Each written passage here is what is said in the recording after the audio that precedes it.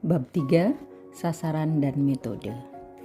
Sasaran sosiologi adalah hidup bermasyarakat dan masyarakat. Hidup bermasyarakat merupakan hidup bersama-sama antara manusia yang satu dengan lainnya, di mana masing-masing orang saling menghubungkan sikap, tingkah laku, dan perbuatannya, sehingga terselenggaralah adanya tata dalam perhubungan yang mungkin di antara manusia di dalam hidup bermasyarakat tersebut. Masyarakat dalam arti sempit yaitu sekelompok manusia yang menjadi ajang dari hidup bermasyarakat dalam berbagai aspeknya. Sehingga sosiologi atau ilmu yang mempelajari struktur sosial dan proses sosial. Metode sosiologi dengan kualitatif dan kuantitatif, metode historis dan komparatif, metode historis komparatif, metode empiris, dan metode rasionalistis. Metode adalah alat berupa pengetahuan atau konsep, yaitu struktur sosial, kebudayaan, norma-norma, lembaga-lembaga, kelompok-kelompok sosial dalam hubungan satu dengan yang lain. Kita lanjut ke bab 4 mengenai institusi kultural dan civilization. Institution. Di dalam Kamus Bahasa Indonesia, sampai saat ini belum terdapat istilah yang mendapat pengakuan umum dari kalangan para sarjana sosiologi untuk menerjemahkan istilah Inggris social institution. Ada yang mencoba menerjemahkannya dengan istilah pranata, ada pula yang mengatakan istilah bangunan sosial.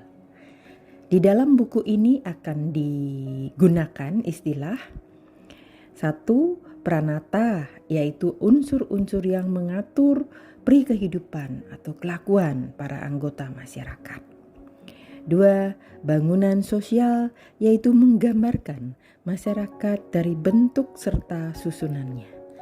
3. Lembaga kemasyarakatan atau social institutional, yaitu kecuali menunjukkan kepada suatu bentuk, juga mengandung suatu pengertian yang abstrak tentang adanya norma-norma dan peraturan tertentu yang menjadi ciri dari lembaga itu. Dalam cara Folkways, yaitu kebiasaan, mores, yaitu tata kelakuan, dan custom, yaitu adat. Kebiasaan lebih mengikat dari cara. Tata kelakuan lebih mengikat daripada kebiasaan, dan adat lebih mengikat dari tata kelakuan. Lebih mengikat dari tata kelakuan. DIK, hukuman yang diberikan masyarakat terhadap pelanggar, penyimpang-penyimpang dari norma itu bertambah berat menurut tingkat kedudukan norma itu masing-masing. Semua norma menurut keperluan diberi nama: norma ekonomi dalam koperasi, norma pendidikan dalam sekolah, norma agama dalam masjid wakaf, norma politik dalam kekuasaan, negara, dan pemerintah. Guna lembaga adalah sebagai social control, karena dengan mengetahui orang dapat mengatur perilakunya menurut kehendak masyarakat. Lembaga kemasyarakatan merupakan bagian pokok dari kebudayaan suatu masyarakat. Custom adalah kebiasaan dari masyarakat. Habit adalah kebiasaan seorang pribadi. Sehingga dimaksudkan norma kemasyarakatan itu oleh masyarakat dikenal, diketahui, hargai, dan kemudian ditaati dalam kehidupannya sehari-hari. Sedangkan cultural banyak definisi mengenai kebudayaan, berarti bahwa tidak ada suatu definisi yang dianggap tepat untuk merumuskan apa yang dianggap tepat untuk merumuskan apa yang dimaksud dengan kebudayaan. Namun secara umum, termasuk kebudayaan, kesenian, seni tari, dan menurut ilmu kemasyarakatan, kesenian merupakan satu bagian dari kebudayaan. Sehingga kebudayaan adalah semua hasil dari karya, rasa dan cipta masyarakat ini, baik yang berbentuk material maupun bentuk non-material. Sedangkan karya, teknologi, dan kebendaan yang dibutuhkan masyarakat. Kemudian rasa adalah karsa, jenis manusia mewujudkan norma-norma dan nilai-nilai kemasyarakatan, perlu mengatur masalah-masalah kemasyarakatan dalam arti yang luas. Kemudian cipta adalah kemampuan mental berpikir yang menghasilkan filsafat serta ilmu pengetahuan. Jadi, civilization merupakan peradaban atau civilization adalah taraf kebudayaan perkembangan tinggi. Kemudian cultural determinism ialah segala sesuatu yang terdapat di dalam masyarakat, ditentukan adanya oleh kebudayaan yang dimiliki oleh masyarakat itu. Kita balik ke sosiologi atau social determination, ya, di mana unsur-unsur masyarakat menyesuaikan diri dalam sikap, cara berpikir, dan perilakunya pada lingkungan kemasyarakatan. Kebudayaan merupakan proses lahir, berkembang, dan tumbang akhirnya hilang atau hancur. Kebudayaan dalam sejarah. Lanjut bab 5, proses dan interaksi sosial. Proses sosial ialah cara-cara berhubungan seseorang dengan seseorang, kelompok dengan kelompok, bertemu menentukan sistem bentuk hubungan atau apa yang akan terjadi apabila ada perubahan. Interaksi sosial adalah hubungan sosial yang dinamis. Orang saling menegur, berjabatan tangan, saling berbicara, dan seterusnya, yang menghasilkan sugesti, pengaruh, menerima atau menolak dari pandangan-pandangan orang lain, kemudian identifikasi, kecenderungan untuk ingin menjadi sama dengan orang lain, dan simpati atau tertarik. Syarat terjadinya interaksi sosial, adanya kontak sosial, dan adanya komunikasi kontak sosial, di mana orang perorangan atau sosialisasi suatu proses anggota masuk menjadi anggota masyarakat. Orang perorangan dengan kelompok, kelompok dengan kelompok. Kehidupan terasing atau terasing ini isolation karena ketidakmampuan mengadakan interaksi sosial. Cooperation, competition, konflik, dan accommodation, di mana Gilin dan Gilin membagi satu proses of association meliputi akomodasi, asimilasi, dan akumulasi. 2. Proses of dissociation meliputi persaingan, kontroversi, atau konflik. Di sisi lain, Kimball yang membagi menjadi 3, yaitu 1. Oposisi atau opposition meliputi composition dan konflik. Yang kedua, kerjasama atau cooperation atau accommodation. Yang ketiga, differentiation, proses hak-hak dan kewajiban yang diterima oleh orang-orang berdasarkan seks, usia, dan pekerjaan. Ada juga Tenaksu Shibutani, membagi akomodasi dalam situasi rutin, ekspresi mempertemukan dan anjuran-anjuran, interaksi strategis dalam pertentangan-pertentangan, dan pengembangan perilaku massa. Proses interaksi sosial dapat dibagi menjadi dua, satu proses yang asosiatif dan dua proses yang disosiatif. Proses yang asosiatif atau kerjasama atau cooperation merupakan kerjasama spontan atau spontaneous cooperation, directed cooperation, contractual cooperation, traditional cooperation. Di Indonesia ada gotong royong, gugur gunung dalam bahasa Jawanya, kemudian tolong menolong, sambat sinambat.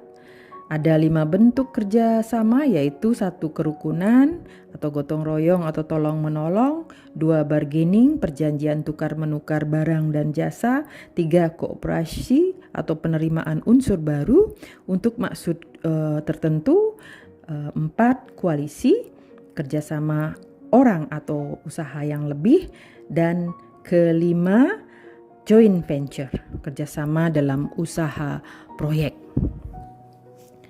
Kemudian kita lanjut ke akomodasi menuju keseimbangan atau equilibrium, bertujuan untuk mengurangi pertentangan penghasilan atau sintese, untuk mencegah meledaknya pertentangan, untuk kerjasama kelompok-kelompok yang berselisih kasta, untuk mengusahakan peleburan antara kelompok-kelompok perkawinan campuran.